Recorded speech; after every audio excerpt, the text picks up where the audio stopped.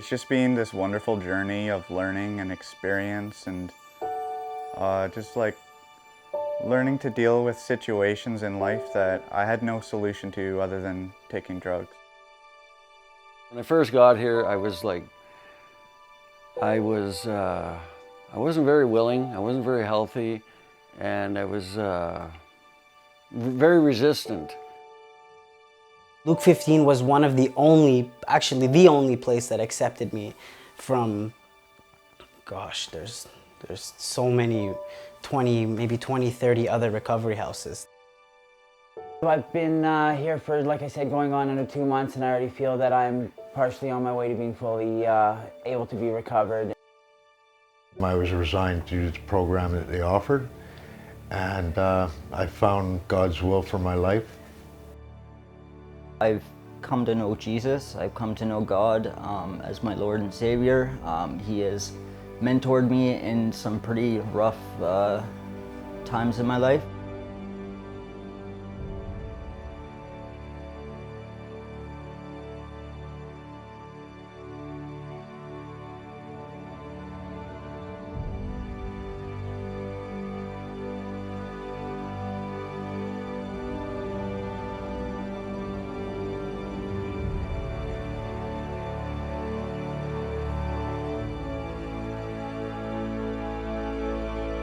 My addiction led to the downtown east side eventually, where I was using needles and pretty much dying.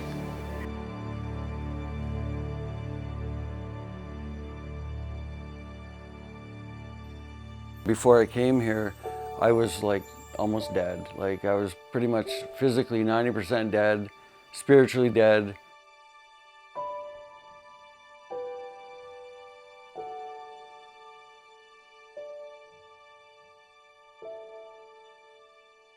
Right now we can accommodate 26 men, but we turn down about 10 people a day. And it's really sad because there are people who beg and say, I don't mind even laying in a washroom for the night. And they're so desperate to get a place.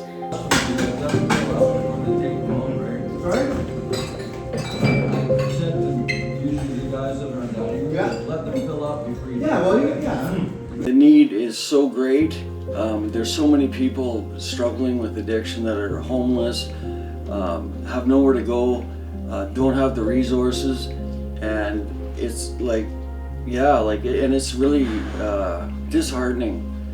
You know, we had a guy here this morning who was here before, and unfortunately the place is full. It's so full, and he couldn't find a place, and it was really sad to see him having to be turned away.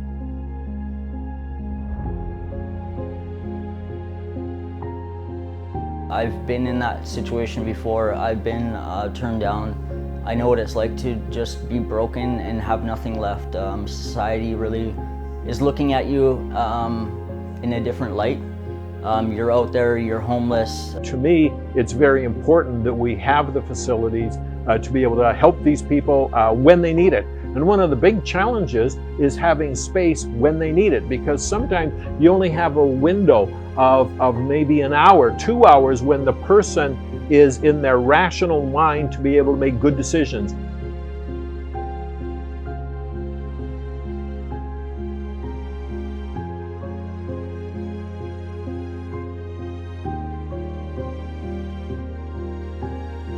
And I believe that the government should support a house like Luke 15 house, because what we do here is to change one person at a time. Hopefully we can change 10 person at a time every time they come here, so that we can also make a change in the community.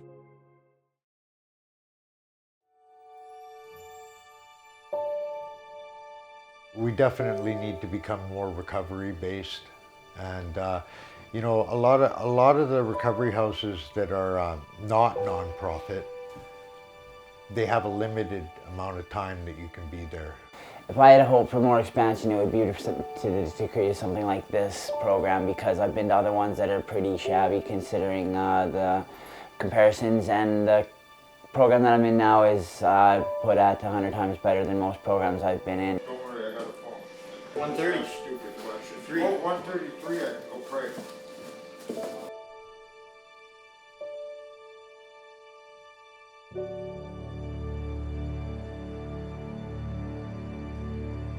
I don't think jail is the solution. I think people who have an addiction, it's a mental illness, they need treatment, they need help. In jail, it doesn't give you the freedom to really recover and focus on healing yourself. You can't be really vulnerable in jail. I feel like if you're incarcerated, my experience is there's really very little programming in jail. And you're in an environment where there's a lot of chaos, there's no real structure. And so I spent 2 months in jail looking for a place, and this one, like, it met all the criteria. I think we need more supports to like go out there and like talk to these people one-on-one and try and bring them into a recovery house. Because I think for me, the hardest thing was to surrender myself to a recovery house. I had to be arrested to come to recovery, but I think it needs to happen way before that. I think people have to go out there and grab the person and be like, hey, look, your life is worth it.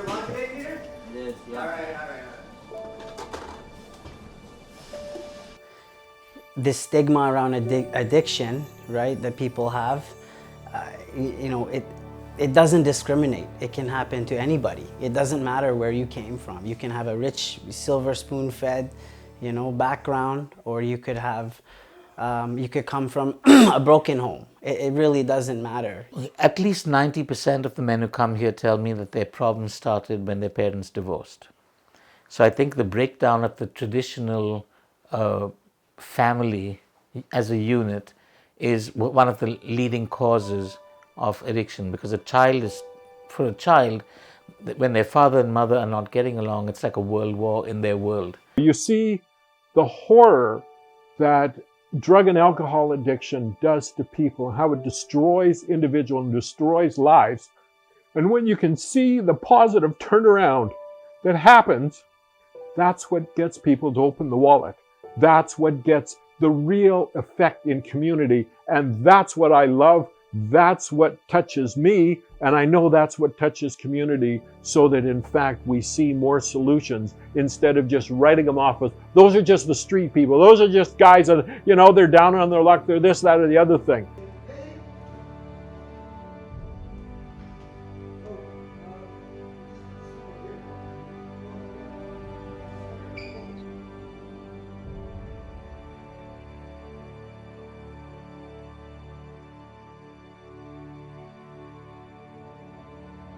There just aren't enough resources. So we are going to start another house. I think you're reading about Langley, the property in Langley, that didn't work out because we couldn't change the bylaw. It was an agricultural land. But we found another property in Delta, and hopefully very soon we will be able to start a second house. With all the programming that we've done, I think the guys coming back to a relationship with God has been the most valuable in recovery. We have not had a relapse since December, which is incredible. In the individuals at Luke 15 and my encounters with those individuals, you see huge change, you see huge development, you see huge progress, and that's what it's all about. Is you have to look at it on the individual basis and see the individuals change. These people come from North Fraser pre-trial. We went on a visit there, and each unit has 60 inmates, and there are 24 guards working round the clock, 24/7, and they always have lockdowns every day because of fights and, you know, violence and aggression. The same men come here. We don't have security cameras, we don't have security, we don't have anything, and there's relative peace. We never have fights. The people here that work here are very helpful, and they've been very creative in the way of how they deal with us, and I feel that it's of necessary notification to add that they have been so helpful to my recovery. So just to know that there's something other than that life that you're living, just to be able to see that, that's a huge step in recovery and being able to change your life. the spiritual remedy is basically the only real remedy, I believe anyways. I've tried everything, man. I've been around, I've been around for a minute, and I can't say enough about this place. Like, it's just everything I need. But I just came here to get sober, and I've been blessed with so many more gifts, right? Stuff that I would never ever let go of. There's no way. Like, I mean, I can't even imagine going backwards. I think we should have more places like this. I don't think it should be so hard to go and get like licensing and go through all the hoops and stuff like that just to get a recovery house going, because this honestly saved my life, and I think it could save a lot of others.